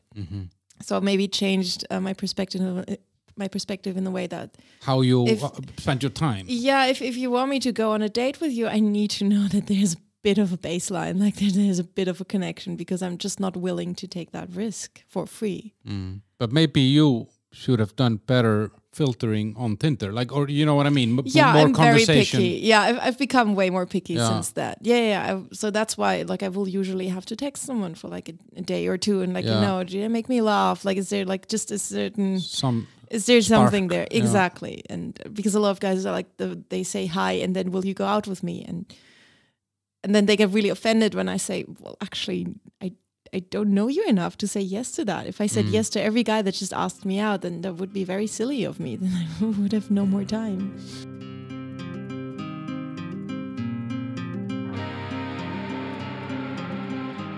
But it's interesting what you say, like, you know, texting for a day or two. Because I have used Tinder as well, and I I needed like a week at least, because for me, I'd never felt like good if I met someone and I spent 2-3 hours talking to that person and it didn't leave anything behind somehow. Like I didn't feel like, okay, I don't really meet her, I don't want to have sex with her. Yeah. You know, there's nothing more here, you know? So I kind of felt that it was a waste of my time. I could have been doing something else. But it made me, me and my girlfriend were talking about this, how these apps have changed. I mean, first of all, you go on a date and you have 50 other potential dates in your pocket. So you kind of know if that person that you met screws up, you can always, you know, you just pick up your phone and there are 50 other people ready to meet you, especially if you're a girl. That's crazy because, you know, you don't only have plan B, but you have like plan B, C, D, E, whatever. Yeah. And the other thing is that cutting off a communication with someone that you actually communicated with for some time has become so easy, like this ghosting. You know, you just stop answering someone. Yes. And for me, this is actually so far away from what we are in terms of treating each other with respect and so on. Yes. I try not to ghost people. But that's also why I got really, really picky in dating apps, because I don't want to end up ghosting a lot of people. And I always try and say, hey, listen, I feel like we're just not on the same wavelength here. But then guys get really offended by that. They're like, oh, you didn't give me a chance. I'm like, yeah, I did. And it just didn't. Yeah, it didn't work. Didn't convince me. And apparently you have different standards than I have for connection. Because if you thought this was a good conversation, then that's just another sign that we don't match. Yeah, it's like you're watching a different movie. Yes. But what about then, you know, kids and family? I mean, I mean, I know actually from the club that you work in, I know girls there that have children and they're married. Yeah. Is that something, I mean, would you see yourself being in this industry and then having a child and getting married? I mean, it's not a life goal of mine because I feel like I'm the type of person who I think I could also be happy if I never had kids or anything. I mean, of course, like every human being on this planet, it would be great to have a partner to share my life with to a certain degree, but this is something I cannot force, and I'm not going to make compromises just to have a relationship or like just to have kids. So either it happens and then I guess it's meant to be, or it doesn't, and then I'm going to have to let it go, which is maybe not going to be that easy, but I'm surely able to work through that too. And I have so many projects in my life that like in a way feels like having babies. I know it's not the same. I know it's different if you actually have a baby, but I feel like I have a dog. I would never want to have a kid. There you go. Maybe I'll just have 17 cats one day. Like I don't want to become bitter over it, but I feel like I cannot. This is something I cannot force. Like I cannot. Like either I meet someone who this like this happens with. Yes, exactly. And then like a kid is something that grows out of that connection, or not. And maybe that's going to be sad because I have the part in me that feels like, yeah, I could have a kid. It would be nice. But also I have a big part who's like, no, let's just have a career instead and have a lot of projects and independency and freedom and all of that. So what's the worst thing that can happen to a stripper? Is that like farting in a private dance or something? I mean, what's the... Well, you wouldn't believe that, but some people are actually into that. It's not something I want to do. Oh, what's the worst thing? Have you had some super embarrassing moment or? I've once broken a toe during a lap dance. That was really bad. I was a bit drunk and I was like in this show-off kind of mood and was like, oh, let me do a handstand on top of you. And then I dropped into the splits from that. But what I hadn't taken into account was that there was a table next to me. I was wearing open-toe heels and that was... And you had to stop, I guess, and yeah, my bone was sticking out. I had to go to the hospital. Oh, yeah, that's not a great thing. Yeah, it was not great. Are you insured for something? I mean, how does this work? Do you have an insurance or? I mean, you just have a health insurance, I guess. Yeah, back then I was insured for that sort of thing. But I think the worst thing, like, it's weird to say that, but I think the worst thing is when people call you out on a lie. Because I try not to lie at my job.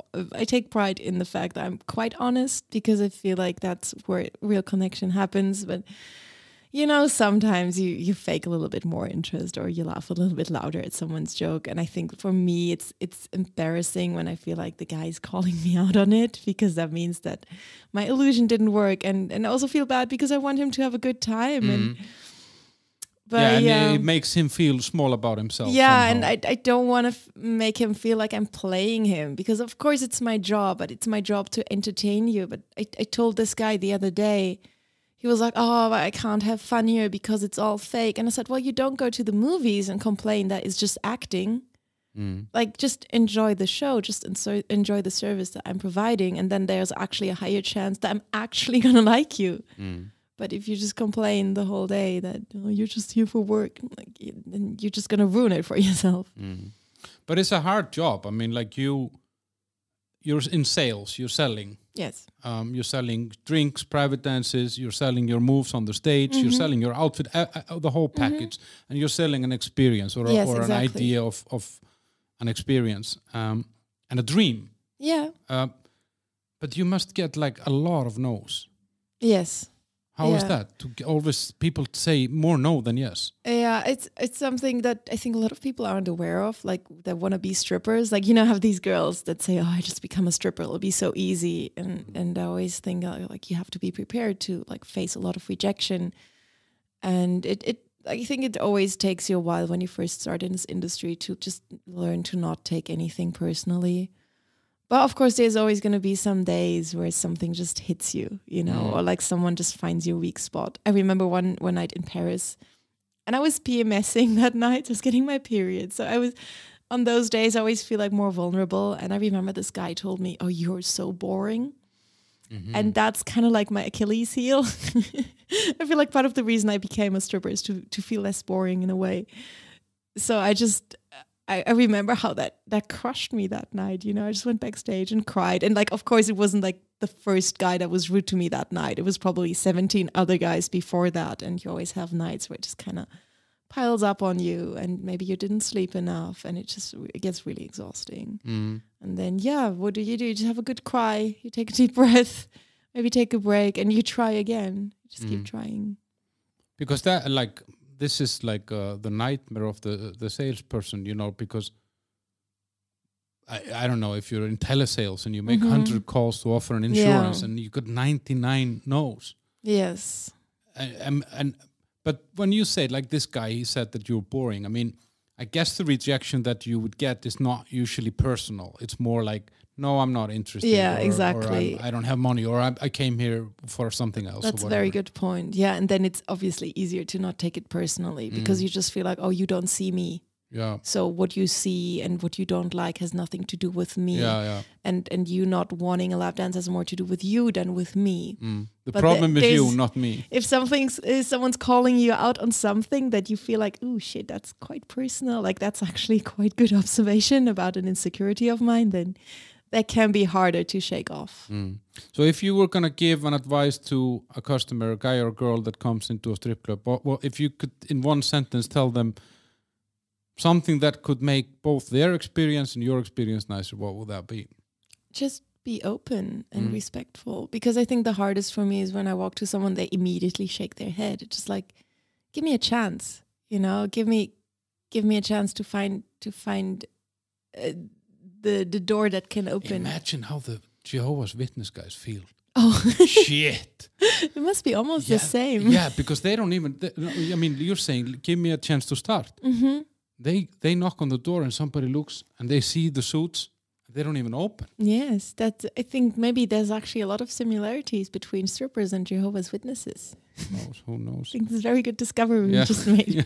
You can use it in your comedy. Yes, okay. I'm royalty free. Okay. But I think, and if we think about like what, because I think this is I think we said it here at the beginning. It's a line of work that a lot of people have opinions about, but that not a lot of people actually know. Yes. They haven't tried it. They don't know anyone who's done it, and they have never been in a place like this. But they think they know best. Yes. What's the kind of the most common misconception that people have about this? Is it the money, or is it I the think so. Yeah. Everybody thinks you're rich. No, everybody thinks that strippers are only doing this job for the money. So because it must be such a shitty job that if it wasn't for the money, he wouldn't even bother. So the Ferrari out here is a rental, or no, it's mine. So that's the thing. People just think that could be the only motive, money. Yeah, I think it's just the misconception that annoys me the most, because I think if you meet me, if you talk to me, you will realize that I'm very passionate about this job, and that, again, if it was for the money, I'd probably do something else. I'd become a banker.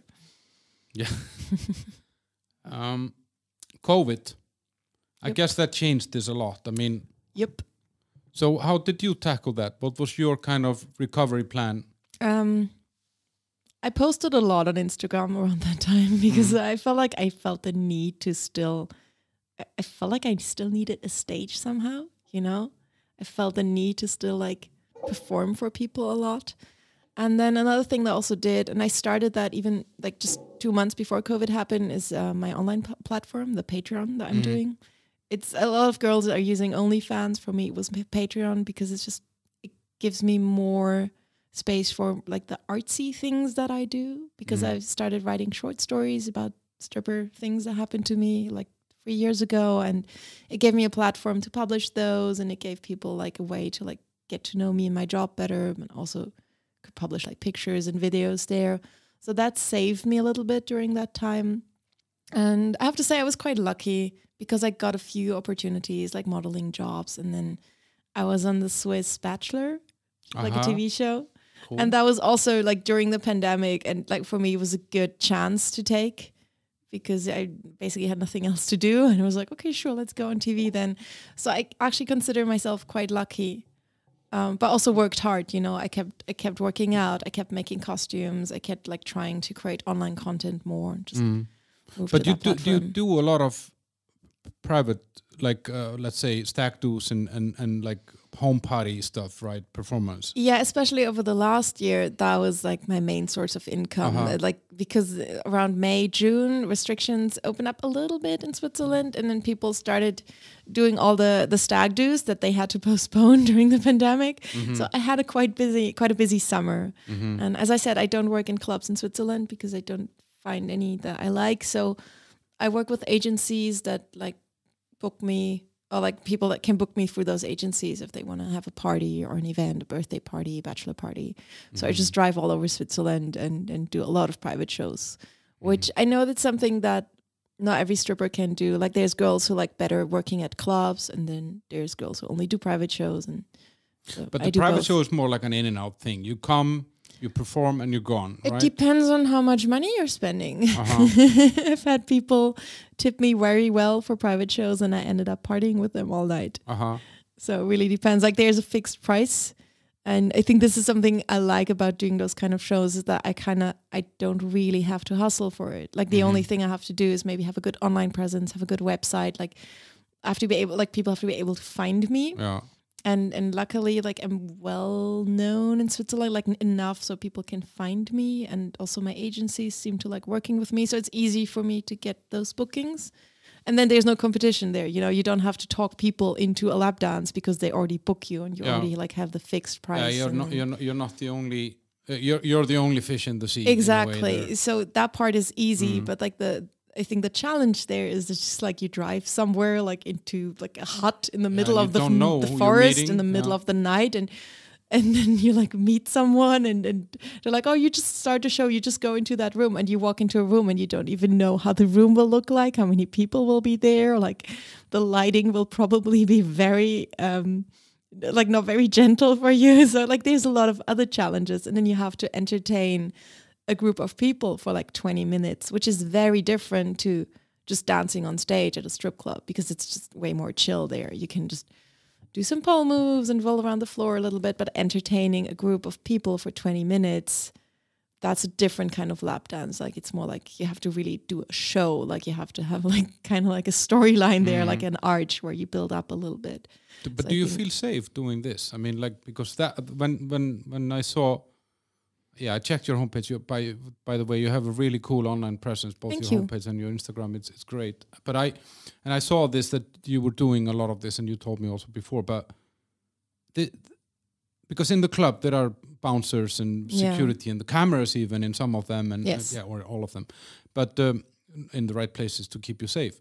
Yes. How is that in this when you drive to the middle of nowhere? And I mean, first of all, that's the reason I don't do shows for single people. Like people try and book me for lap dances in their living room, and that's something I don't do, because that's a completely different vibe. Because then it's not about entertaining a group of people or doing a show. Then it's the kind of intimate lap dance you would have at a strip club, but in a setting that gives you no way to like redirect that energy afterwards. Let me just say it like that. And I can't bring a security guy to like stand next to us. A lot of girls that do private bookings just bring a security guy. But well, first of all, usually those bookings go through agencies. Yeah, so they already kind of... Yeah, and that already filters a lot out because I feel like the group of people who like books a stripper through an agency, they're usually the group of people who wants a stripper and nothing else. And I think we underestimate people sometimes because usually those groups, they just want to have fun. They want to have a good time. They want to be entertained. And I think most people are aware that if they cross certain lines, they are not going to have fun. Like not really. And then something I always do is I talk to them on the phone beforehand, which sounds simple enough, but I think it gives me a very good idea of what they want. Like if the first thing they ask me is, oh, where can we touch you? I'm not going to trust you.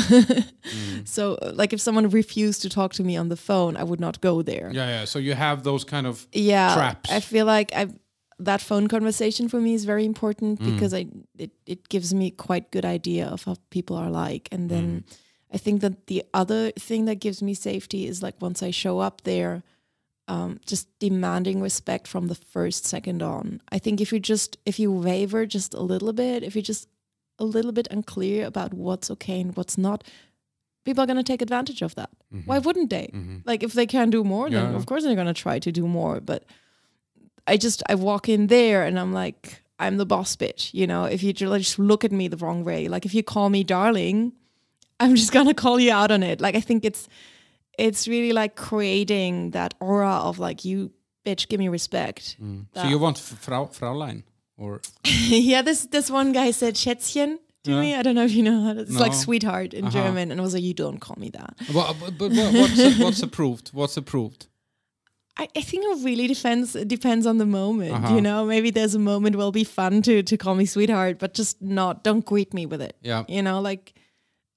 And again, it would be arrogant of me to say, oh, I'm always safe, like I'm fine. Like, of course, there is a small percentage of risk there. Like, there's a danger, which is why it's expensive to book me, you know, because I have to take that risk into account. Consideration, yeah. And I always tell people where I am and like I will like give the safety call and stuff. But of course, I'm not 100% safe. Like bad shit can always happen. But like I feel like I do my best, and I've never been in a situation where I felt unsafe, except maybe once or twice, and that was always my own fault because it was always because maybe like I let something pass that wasn't 100% okay, and then everyone felt like, oh, okay, I can touch her there, cool, and then I felt like, oh, okay, shit, I shouldn't have done that.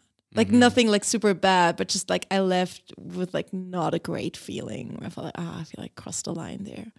But on the other hand, what job do you have in the world that you're 100% safe all the time? Exactly, you know. But I've had this moment. I was driving home from a gig, and I looked like a whore. I was wearing like stockings and lingerie and like all slutty makeup and stuff. And I was driving home and it was raining, and my oil light went on in the middle of nowhere in the car. And I was like, shit, like what do I do now? Like I don't want to stop at like 2 a.m. in the middle of nowhere. It was raining. Like this is bad. So I just kept on driving till I was home, and luckily nothing happened. But yeah, that's why like I signed up to like the auto club in Switzerland now, so they can come rescue me. I think my like the worst case would probably be getting stopped by the police when I'm in my police costume.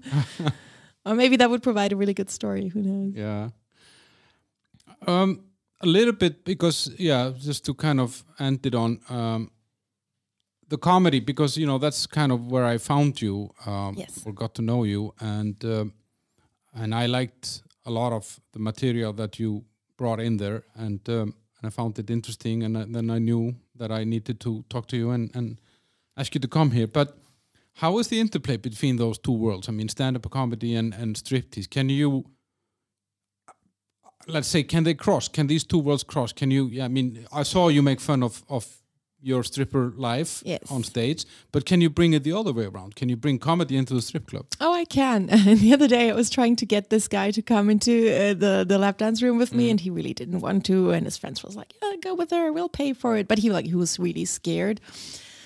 And I tried every angle, and he just didn't want to lap dance. And then I said, you know what? We go in there, I'll tell you jokes the whole time. And he was like, okay, let's go.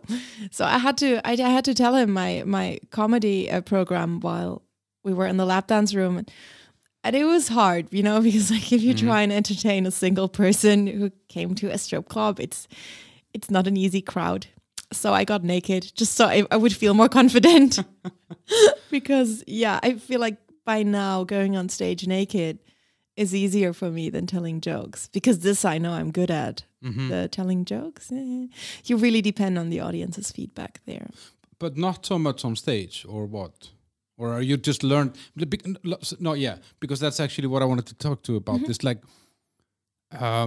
can you be nervous telling jokes on stage when you're not nervous being naked on stage? I'm very nervous. I feel like it's a different side of me that I'm not that secure about. Like if you don't like my butt, okay, I've learned how to live with that. But if you don't like my humor, maybe I'll take that more personally. I don't know.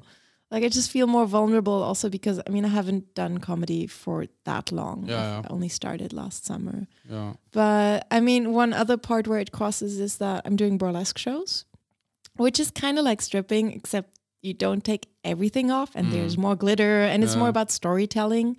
Like you basically use the act of stripping to tell a story. And I started doing funny burlesque acts too. I will go on stage wearing a trash bag and like walking and like dancing around. So I've learned how to make people laugh even through burlesque, like even through stripping, which I think is really good mix.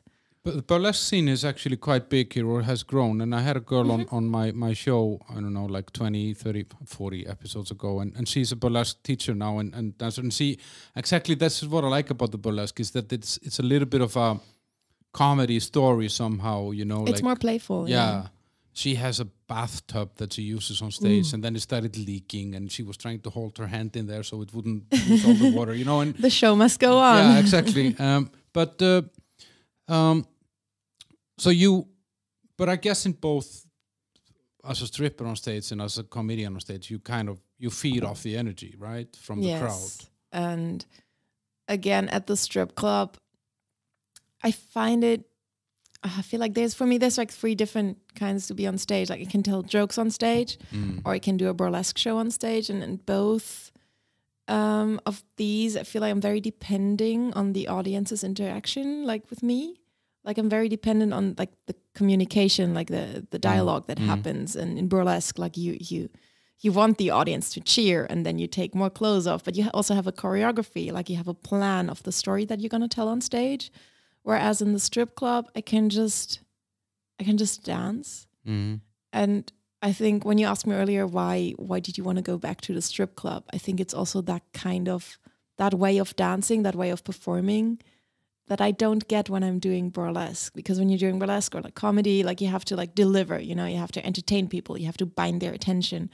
But when I'm on the stage in the strip club, I can just dance on the pole. Like I can tune into whatever music is playing and freestyle, and in a way this feels more authentic to me.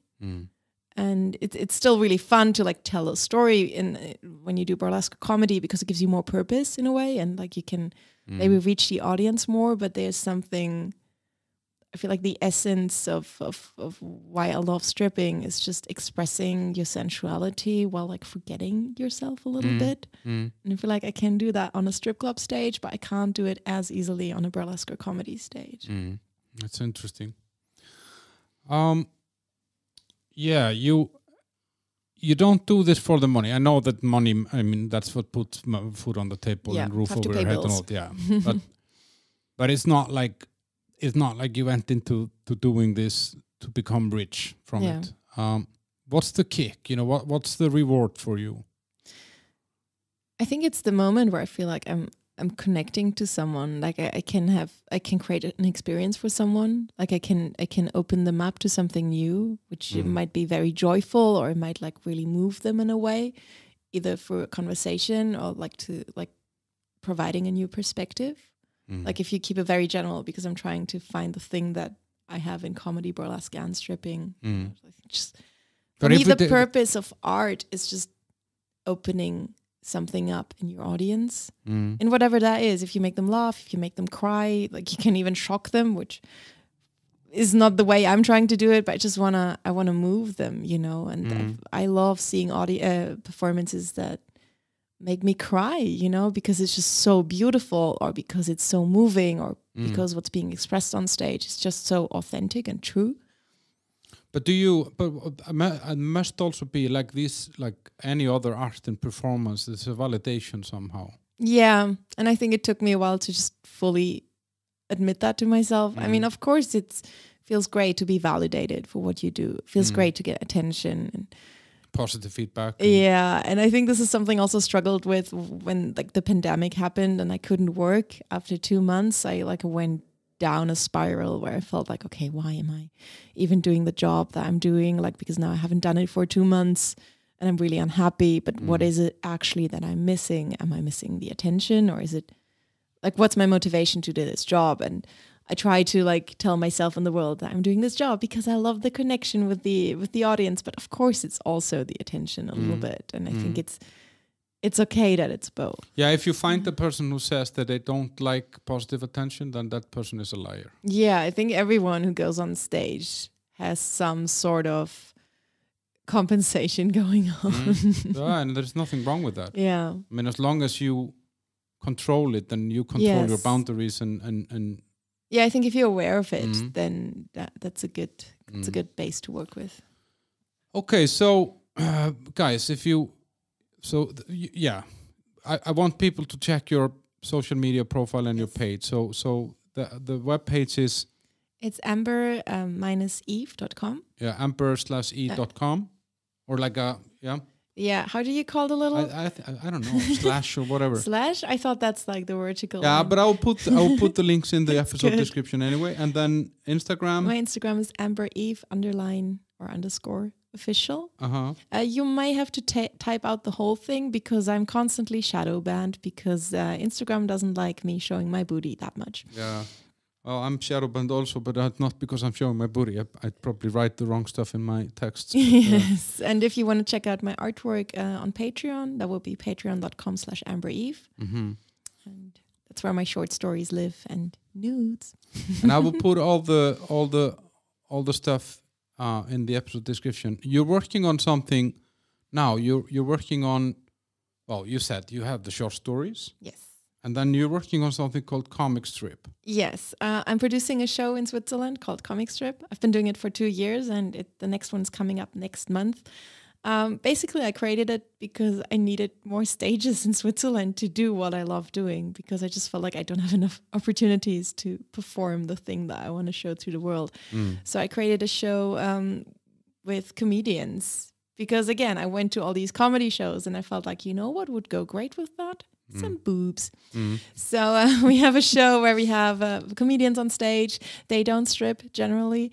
We have burlesque dancers on stage. Yeah. You're a crossover. You do both. You strip and at this show I only do comedic burlesque. Okay. I don't do comedy there because I just feel like I'm not good enough. Like I wouldn't book myself for that show just yet. Maybe eventually I would do it, but I just feel like people come there also to see me do burlesque mainly. But maybe in the future I also do comedy or like host it. And then often we'll have like some sort of variety acts like drag queens or something, or like a juggler or a magician. And it's a very silly show. And I think what makes it special is that people get to buy strip dollars at the entrance and throw them at the comedians and the performers and the burlesque dancers throughout the show. And this is something you won't find anywhere else in Switzerland. And it's so much fun for the people because I think it encourages what I was talking about, like encourages respecting people and also like daring to like show appreciation and tip your performers, and people love doing it because then they can make it rain, which is like something they always want to do, like in the movies. And it also like I'm able to pay my performers quite well because of that, and I'm proud of that because I don't want to do shows for free. So that means I don't want my performers to do it for free. So that's good. And when are you coming back here to Prague? When are you? Because you're leaving tomorrow, I think. Yes. Hopefully, I can come back in March. Depends a bit on how much Switzerland wants that booty.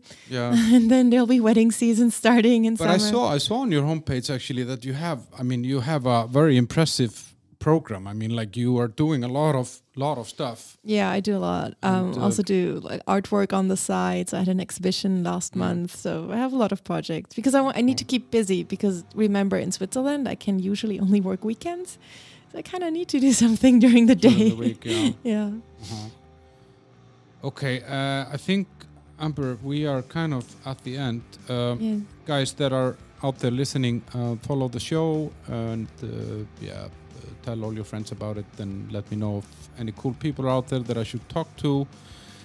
And it's great. It was really nice to have you, and thanks for coming on such a short notice. And thank you so much. I know much. you're gonna go now and do some comedy somewhere, right? Yes. There's some improv or some. There's a comedy open mic I'm going to now, and then afterwards to work. So, like, you do a podcast, you do a comedy, and then you go to a strip club. Yes, it's a busy day for me. Very busy day. Yeah. I hope you had enough coffee to stay awake. Yeah, so far so good. Okay. Thank you so much for having me. Thank you.